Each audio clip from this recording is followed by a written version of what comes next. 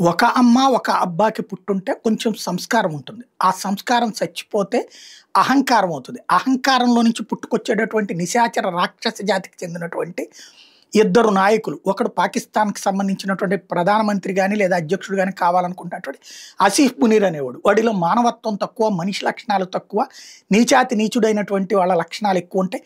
తన దేశాన్ని బానిసలాగా మారుస్తాడు. మత పెచ్చతో రగిలిపోతుంటాడు. పరమత ద్వేషం, పరమత హననం అన్నటువంటిది వాడిలోని రాక్షస ప్రవృత్తికి సజీవ సాక్ష్యం. ఇంకొకడు యోనస్ అనేవాడు ఉంటాడు.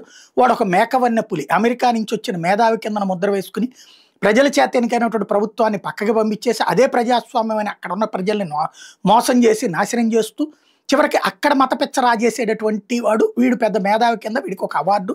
ఈ దరిద్రుడిని ఒకటి తీసుకొచ్చి పెట్టుకొచ్చారు. ఈ దరిద్రులు ఇద్దరు ఇప్పుడు ఒక్కటయ్యి తాజాగా భారత్‌ని దెబ్బ కొట్టేటటువంటి కుట్రలో భాగంగా అంట ఈ డబ్బ సొత్తేదో ఇచ్చినట్టుగా బంగ్లాదేశ్‌కి సంబంధించినటువంటి ఈ యోనస్ గాడు తీసుకెళ్ళి పాకిస్తాన్ ప్రధానమంత్రికి ఒక మ్యాప్ ఇచ్చాడు. ఆ మ్యాప్‌లో వచ్చేటప్పటికి భారతదేశంలోని అస్సాము, నార్త్ ఈస్ట్ ప్రాంతాల బంగ్లాదేశ్‌లో ఉన్నట్టు బంగ్లాదేశ్ వాడికి ఇస్తున్నట్టు అనమాట. అంటే వీళ్ళ అబ్బ సొత్తు రాసుకుని ఇస్తారనమాట. అస్సాం, ఈశాన్య రాష్ట్రాలు ఇంతకుముందే మనం చెప్పుకున్నట్టు 7 సిస్టర్ స్టేట్స్‌ని చెడగొట్టి చైనాని తీసుకోమంటే చైనా ఈ కుట్రలో పాల్గొనాలనుకోలేదు.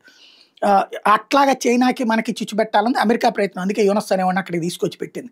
చైనా సీన్ అర్థం చేసుకుంది, ఆగింది. అందుకని ఇప్పుడు పాకిస్తాన్‌ని రెచ్చగొడుతున్నాడనమాట. ఓవరాల్‌గా ఇదంతా ఒక పెద్ద కుట్ర నడుస్తోంది.